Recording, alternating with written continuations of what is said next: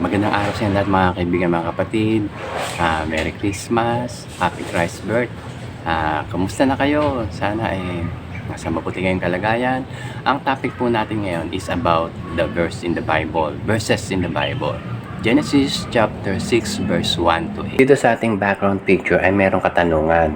Ang sabi, who are the sons of God in Genesis chapter 6 verse 2? Were they angels or humans? Before we answer this question, let us read the book of Genesis chapter 1 verse 8. And it came to pass, when men began to multiply on the face of the earth, and daughters were born unto them, that the sons of God saw the daughters of men that they were fair, and they took them wives of all which they chose. And the Lord said, my spirit shall not always strive with man, for that he also is flesh, yet his days shall be 120 years. There were giants in the earth in those days, and also after that, when the sons of God came in unto the daughters of men, and they bare children to them, the same became mighty men which were of old, men of renown. And God saw that the wickedness of man was great in the earth, and that every imagination of the thoughts of his heart was only evil continually. And it repented the Lord that he had made man on the earth, and it grieved him at his heart. And the Lord said, I will destroy man whom I have created from the face of the earth, both man and beast, and creeping thing, and the fowls of the air, for it repented me that I have made them. But Noah found grace in the eyes of the Lord. Maraming pong salamat sa mga kapatiran, mga kaibigan na walang sawa na nanonood, nagre-react, nag-heart ng aking mga videos. At maraming salamat din sa mga nanonood na hindi nag-heart, nag-like. Sana later on makapag-like ka kahit minsan. Kung hindi ka pa nakaka-follow sa aking channel, sa aking account sa Facebook, sana maka-follow ka para maging updated ka sa aking mga bagong posts. And also dun sa YouTube, kung hindi ka pa nakakapag-subscribe, please subscribe and click the notification bell. Maraming salamat.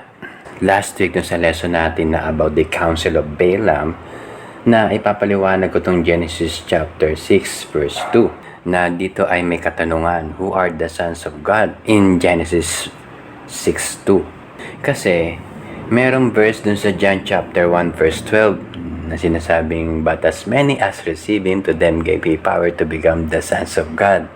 Diba? Kung naalala nyo, at palagi natin ginagamit yung verse na sa pag-share ng gospel. Okay? Yung John 1:12. But as many as receive him, to them gave he power to become the sons of God, even to them that believe on his name. Na yung mga anak ng Diyos ay yung mga taong sumasampalataya. Nagiging anak ng Diyos ang isang tao kapag siya ay sumampalataya sa Panginoong Hesukristo. Kaiba yung sinasabing sons of God dito sa Genesis 6:2. Hindi ganon. Hindi katulad nung sa John 1:12. Dito naka-highlight yung words na sons of God, daughters of men. Okay? So, nagkaroon muna tayo ng surface view ng mga versikulong ito. Na sinasabi rito na nung dumami yung mga tao, yung mga anak ng Diyos, okay, inasawa nila yung mga daughters of men. Dito naman sa verse 4 and 5 na merong mga higante, giants.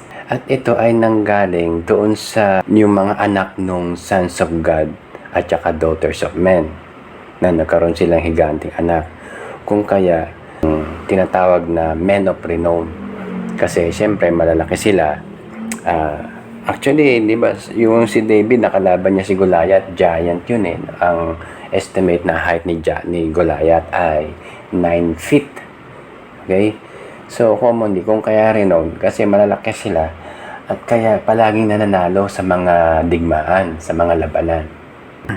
So, sa verse 5 ay nakita ng Diyos yung kasamaan ng mga tao na lalong lumalaki, na lumalaganap. Dito sa verse 6, 7, and 8, nagbago yung isip ng Diyos na nais niyang, ang sabi ng Diyos, lilipulin ko ang tao, na patayin lahat ng tao maliban kay Noah. Dahil si Noah ay nakatanggap ng grasya galing sa Diyos. Dito na tayo sa sons of God. Ano ba yung sons of God dito sa Genesis 6:2? Angel ba o human? Yung mga Bible scholars, meron silang school of thoughts dito. Kumbaga, nire-respeto nila yung dalawang school of thoughts. Na itong sons of God ay mga angels or fallen angels. Okay? At yung ibang grupo naman ng mga scholars, ang sabi, mga tao yan. Nilagay ko dito 1, 2, 3. Pero dalawang school of thoughts lang yung tinutukoy dito kung tao ba o angel yung sons of God.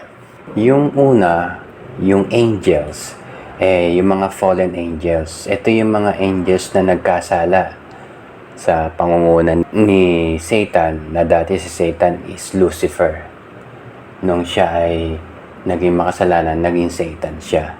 Yung mga grupo ni Satan na mga evil spirits, yun yung tinatawag na sons of God dito. Yung sinasabi ng ibang Bible scholars. Okay?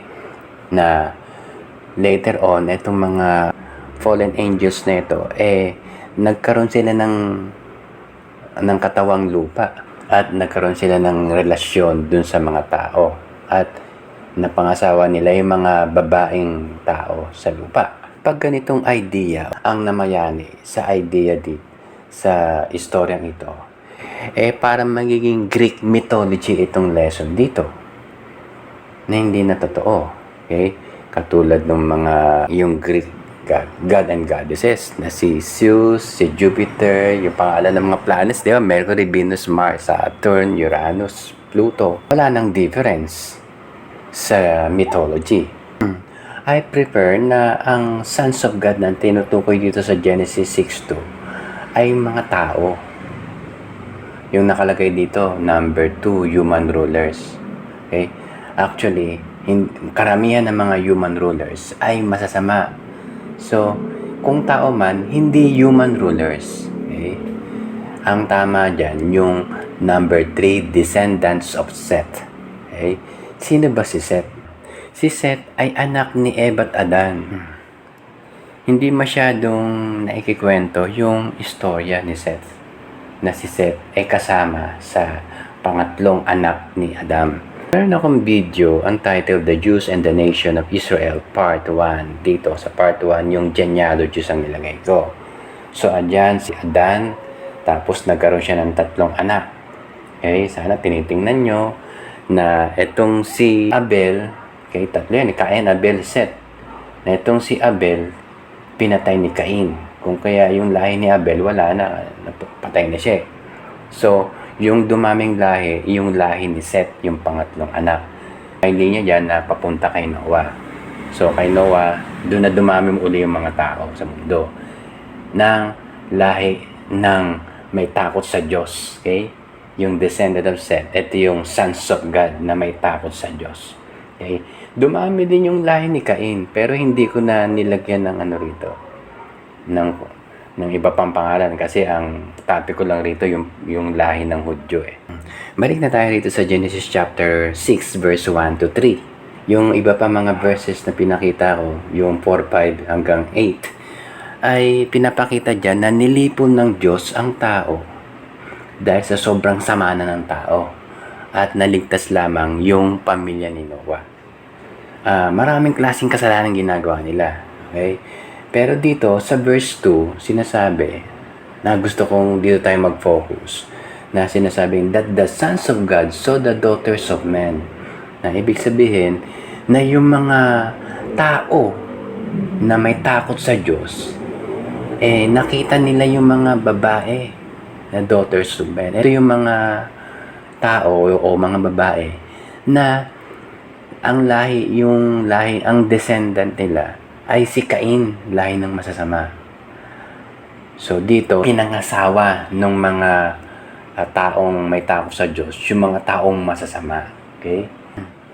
So, isa sa mga reason kung bakit nilipol ng Diyos ang tao dahil sa nagkaroon ng intermarriages. Sa New Testament, merong isang verse na tumutukoy dito. Eto, 2 Corinthians chapter 6, Be ye not unequally yoked together with unbelievers, for what fellowship has righteousness with unrighteousness? And what communion has light with darkness? Yung pinakasimpleng Tagalog dito, yung pakikipagrelasyon o yung mapangasawa ng isang may takot sa Diyos. Yun dun sa mga taong masasama. Nabangkit dyan, unbelievers. So, yung sinasabihan dito, yung mga believers, yung mga mananampalataya, na dapat ay hindi ka makipagrelasyon dun sa mga unbelievers. Sabi dito, be ye not unequally. Merong not, tapos may un pa. So, sinasabi rito na, be ye equally yoked together with unbelievers. Parang ganun, Kumbaga parang may mali, dapat makipag-equally yoke ka sa unbelievers.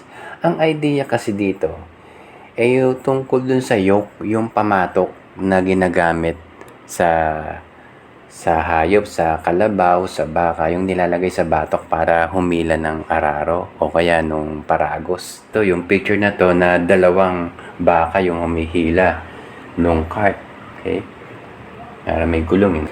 Na kasi commonly dito sa Pilipinas, isang yoke lang yung kalabaw. So kung kaya not unequally yoke, na palaging dapat equally yoke na parehong kalabaw o kaya parehong kabayo o parehong baka. Hindi pwedeng kabayo tapos baka o kaya kalabaw o kaya baka tapos kalabaw yung kabilang side. Hindi dapat ganon.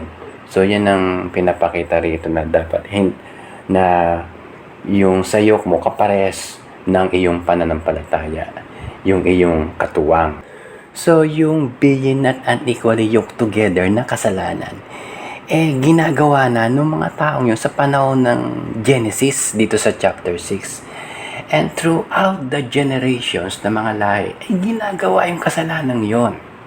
Kung naalala nyo yung ating lesson tungkol sa The Council of Balaam, isa yon. Okay, tingnan natin. Ito, The Council of Balaam verses, ito sa Numbers chapter 31, 7-8. Tapos, tingnan natin yung Numbers 25 verse 1-3. Ito yung ginawa nilang kasalanan. Basahin ko lang isang verse yun sa Numbers 25 verse 1. And Israel abode in Shittim, and the people began to commit whoredom with the daughters of Moab. Yung whoredom siya, fornication. Nagkasala sila ng fornication kasi ibang lahi, daughters of Moab Okay? So dito nung nagkasala sila ng fornication, nagkasala din sila ng idolatry kasi nahihikayat sila na sumamba sa Diyos-Diyosan at galit na galit ang Diyos. So pinarusahan sila, pinatay yung mga taong nag-commit ng adultery, pati yung babae. Okay? So pati si Balaam pinatay. Okay? Kasi siya yung hikayat sa mga taong ito. Sumunod si Samson sa panahon ng mga judges. Si Samson ay isa sa mga judges. Siya ay nag-asawa ng Timnite woman. Tapos pangalawa, Delilah. Yung lahi nito Philistines, tong dalawang babaeng ito. Na si Samson ang pinakamalakas na tao na walang makagapi sa kanya. Kahit ilan mang mga Philistines ang itapat sa kanya. Kaya ang ginawa ng Philistines, hindi na lalaking tinapas sa kanya, babae lang, dun siya bumagsak. Pangatlo, si King Solomon, na siya yung pinakamatalino, mayaman sa panahon niya. Okay? Na ginamit ng Diyos para itayo yung templo, para dun dalhin yung Ark of the Covenant. Okay? Na puro gold yung mga vessels at yung iba pang mga gamit doon. Pero siya ay na-in-love sa strange women na sinasabi rito sa 1 Kings chapter 11 verse 1. Actually, sabi ng Bible na si King Solomon yung pinaka namatalinong tao at pinaka mayaman. Kasi sabi, wala na raw iba pang magiging katulad niya maski sa susunod na generation. Ang sabi dito sa 1 Kings 11:1, But King Solomon loved many strange women together with the daughter of Pharaoh, women of Moabites, Ammonites, Edomites, Sidonians, and Hittites. Marami siyang asawa meron siyang 300 wives, princesses, and 300 concubines. Sabi dun sa 1 Kings 11:3. Yung mga strange women na ito, sumasamba sa Diyos-Diyosan, obviously. na naengganyo si Solomon, na iwanan ng Diyos at sumamba sa mga Diyos-Diyosa na sinasamba ng mga babaeng ito. And syempre, galit na galit ang Diyos sa kanya kung kaya yung kanyang kaharian ay na-split sa dalawa, ay napunta sa anak niya. Kumbaga hindi sa panahon niya, pero after na siya ay namatay in good days, okay, minana ni Rehoboam. Sa panahon ni Rehoboam, na-split yung kanyang kaharian. And throughout the history hanggang sa panahon natin ngayon, kung kaya yung mga churches nasisira, kung kaya yung mga young people ng mga churches nawawala kasi naliligawan ng mga nanliligaw ng mga unsaved. So sila ay nalalayo sa Panginoon. Be ye not unequally yoked together with unbelievers. Paano natin ito ma-apply sa ating buhay? Na dapat natin pahalagaan yung salita ng Diyos. Pahalagaan natin yung church na nagtuturo ng salita ng Diyos. Lagi nating pag-aralan, basahin ang salita ng Diyos at manalangin sa Kanya na kung sa lahat ng mga problema na meron tayo, dapat tayong unang-unang tumatawag sa Panginoong Diyos. Okay, yun lang po mga kaibigan, mga kapatid. Maraming salamat sa inyong pagsubaybay hanggang sa muli sa panibagong topic na ating pag-uusapan. Pagpalain tayo ng ating Panginoon.